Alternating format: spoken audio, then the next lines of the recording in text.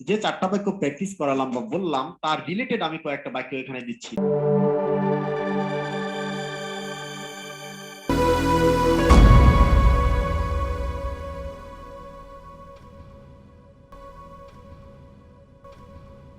এবারে দেখেন, আমি যে চারটা বাক্য প্র্যাকটিস করালাম বা বললাম তার রিলেটেড আমি কয়েকটা বাক্য এখানে দিচ্ছি। দেখেন, আগে উত্তরটা দেখবেন না, এখানে লিখেছি আমাদের অসহায়, সুবিধা বঞ্চিত অথবা দরিদ্র লোকদের সাহায্য করা উচিত। সাহায্যটা কে করবে? আমাদের করা উচিত, তার মানে আমরা করব। সাবজেক্ট উপস্থিত আছে কি নাই? সবাই কেউ যদি না বোঝেন বলে ফেলবেন, তাহলে আমি বুঝি নাই। উপস্থিত আছে, তাহলে এটা অ্যাক্টিভ বাক্য না প্যাসিভ বাক্য? Active sir. অ্যাক্টিভ বাক্য। তাহলে ইংলিশ কি হবে দেখেন, উই শুড। বলতে পারেন স্যার আমাদের লেখা আছে, কিন্তু উই মানে তো আমরা। হ্যাঁ, এই শুড এবং কুড, ক্যান, এই জাতীয় বাক্যে দেখা যায় যে আমরা এই ধরনের ব্যবহার করে থাকি। আমাদের করা উচিত, তোমাদের করা উচিত, তোমার করা উচিত পজিটিভ ফর্মে থাকে, কিন্তু আমাদের সাবজেক্টটা লিখতে হয় নমিনেটিভ ফর্মে। এটা পার্থক্য, এটা মাথায় রাখতে হবে। আমাদের ইংলিশ এখানে হবে না, এখানে আমরা করতে হবে। উই শুড মানে আমাদের উচিত। যাচ্ছিলাম এখানে আওয়ার না হয়ে উই কেন হলো? ইয়েস, এটাই হচ্ছে নিয়ম, যে তোমার উচিত, ইউ শুড, তোমাদের উচিত, ইউ শুড। এই র থাকলে পরেও সেখানে শুডের জায়গায় ব্যবহৃত হবে কি, এই সাবজেক্টিভ ফর্ম বা নমিনেটিভ ফর্ম ব্যবহৃত হবে। বাংলায় আমরা এভাবে বলি, ইংলিশে এভাবে বলতে হবে। এটা হচ্ছে গিয়ে ভাষাগত পার্থক্য, এটা আমাদের মাথায় রাখতে হবে, এছাড়া হবে না। কারণ শতভাগ কখনো ল্যাঙ্গুয়েজ একটার সাথে আর একটা মিলবে না। 90 ভাগ মিলবে, 85 ভাগ মিলবে, 90 ভাগ মিলবে, শতভাগ মিলবে না কখনো। তাহলে আমাদের উচিত উই শুড, সাহায্য করা। শুডের পরে ভার্বের বেস ফর্ম দেখেন, বলেছিলাম হেল্প ব্যবহৃত হয়েছে, তাকান, হেল্প, উই শুড হেল্প। তারপরে আসেন, আমি এখানে তিনটা শব্দ বলেছি অসহায় লোকদের। তাহলে দা, যদি অসহায় থাকে তাহলে দা হেল্পলেস পিপল, যদি সুবিধা বঞ্চিত হয় তাহলে দা ডিসঅ্যাডভান্টেজড পিপল, যদি দরিদ্র লোক হয় তাহলে দা পুয়ার পিপল, অথবা পুয়ার পিপল না বলে শুধু ডেস্টিটিউটও বলা যায়। We should help the destitute, মানে আমাদের গরিব লোকদেরকে সাহায্য করার দরকার। ঠিক আছে, এই যে বললাম যে we should help the helpless people, we should help the disadvantaged people, অথবা we should help the poor people, অথবা we should help the destitute. বুঝতে পেরেছি আমরা, আশা করি। 2 নম্বর বাক্য দেখেন, সরকারের উচিত জনগণের কল্যাণে কাজ করা। সরকারের উচিত, দেখেন আবার র আছে, কিন্তু দা গভর্নমেন্ট শুড। বুঝতে পেরেছেন নিশ্চয়ই, র থাকলে পরে ওখানে সাবজেক্টিভ ফর্ম বসবে, দা গভর্নমেন্ট শুড। কল্যাণে কাজ করা, এখানে কাজ করা ইংলিশ হচ্ছে ওয়ার্ক, তাহলে এখানে ডু আনতে হবে আমার, ডু ওয়ার্ক। আপনারা ডু যদি না দেন, দা গভর্নমেন্ট শুড ওয়ার্ক, এটাও কারেক্ট।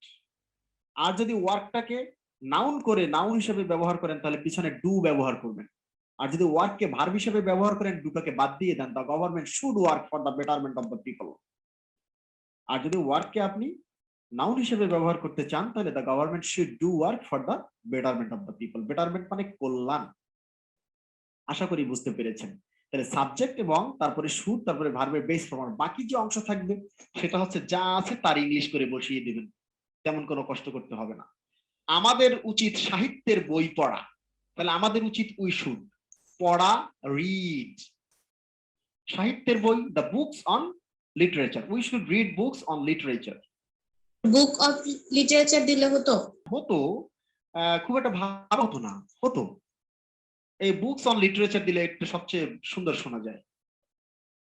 বুক অফ লিটারেচার দিলে পরে শোনা যাবে, এটা খুব একটা ভালো শোনা যাবে না, এটা most formal. Books on literature মানে সাহিত্যের বই বলতে কি, সাহিত্যের উপরে লেখা বই বুঝায়। ওকে, এরপরে দেখে যে শিক্ষা প্রতিষ্ঠানগুলো সরকারের খুলে দেওয়া উচিত। আমি এই কটা 2টা বাক্য আমি লিখেছি, বা 3টা বাক্য আমি লিখে দিয়েছি, বাকিগুলো আপনাদেরকে দেওয়া করাবো। শিক্ষা প্রতিষ্ঠানগুলো সরকারের খুলে দেওয়া উচিত, ইংলিশ কি হবে?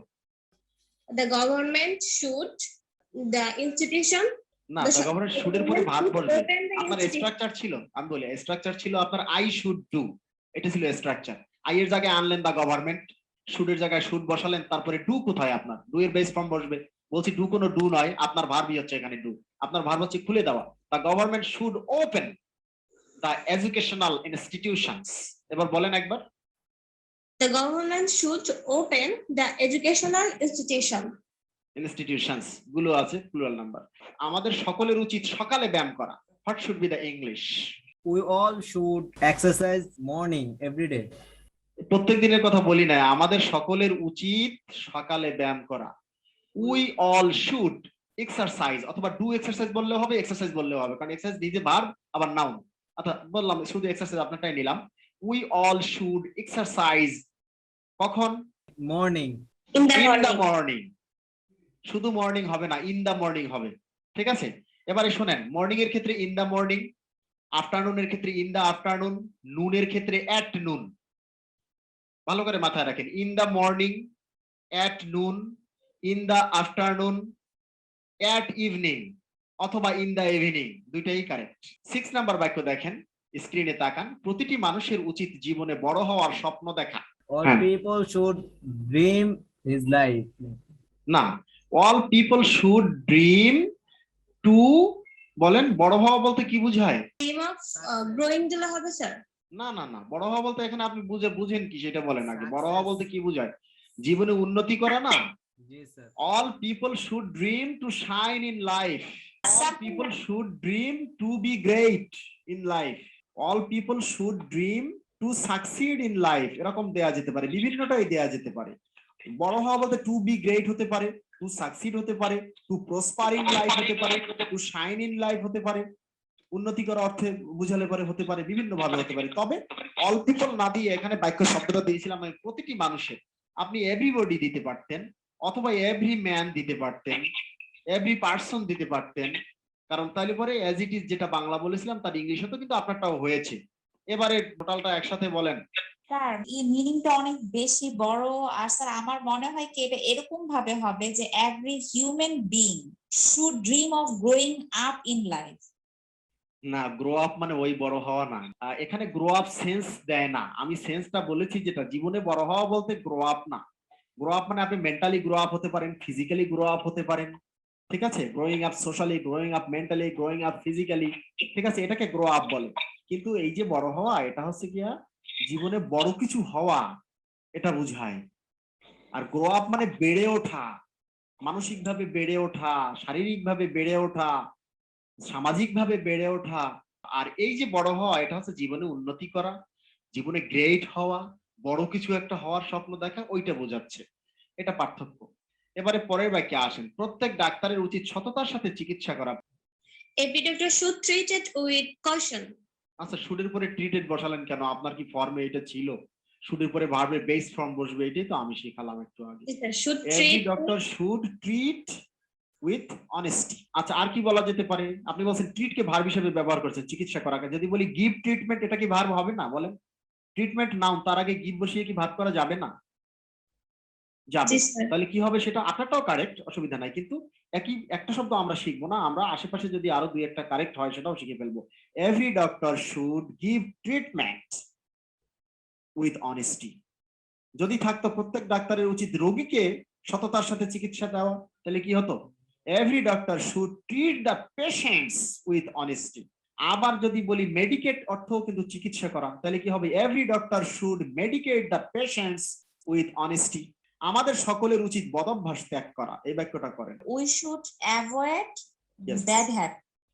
ব্যাড হ্যাবিট, বদভ্যাস ইংলিশ ব্যাড হ্যাবিট। আচ্ছা, ত্যাগ করা ইংলিশ গিভ আপ, ঠিক আছে, অথবা লিভ, এটাই ব্যবহার করবেন। We should give up bad habits. তাহলে আমাদের সকলের যেহেতু বলেছি, উই অল শুড দিয়ে দেন, এটা আরো ভালো শোনায় না? উই অল শুড, এটা অলকে কিন্তু উচ্চারণটা ওল এর মতো করবেন। We all should give up our bad habits, our ব্যবহার করেন। We all should give up our bad habits, ঠিক আছে? স্যার এখানে অ্যাভয়েড দিলে ভালো দেখায় না নাকি শোনায় না? অ্যাভয়েড মানে এড়িয়ে চলা, আপনি দিতে পারেন, কিন্তু ত্যাগ করা ইংলিশ সরাসরি আছে তো। আপনি ভায়া মিডিয়ামে যাবেন কেন?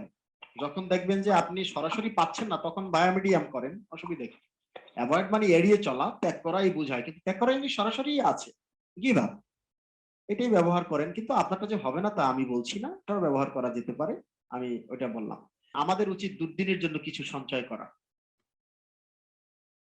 হ্যাঁ, দুর্দিন ইংলিশ হচ্ছে গিয়ে rainy day. We should save rainy day. কেন, কি সঞ্চয় করা উচিত? আমাদের উচিত দুর্দিনের জন্য কিছু সঞ্চয় করা, কিছু। We should save something rainy day. For our rainy day, দুর্দিনের জন্য ইংলিশটা যাবে কোথায়? জন্য ইংলিশ ফর না। হ্যাঁ, we should save something for rainy days. Rainy day মানে দুর্দিন, রেইনি ডে মানে বর্ষণমুখর দিন। আবার ইডিয়ম হলে এটার অর্থ হয় দুর্দিন, কারণ বর্ষণমুখর দিনটা সবসময় মানুষের জন্য দুর্দিন।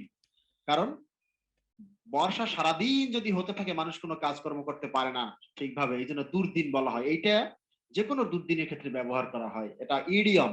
ইডিয়ম হচ্ছে এমন ফ্রেজ যেখানে শব্দের সাথে অর্থের মিল থাকে না,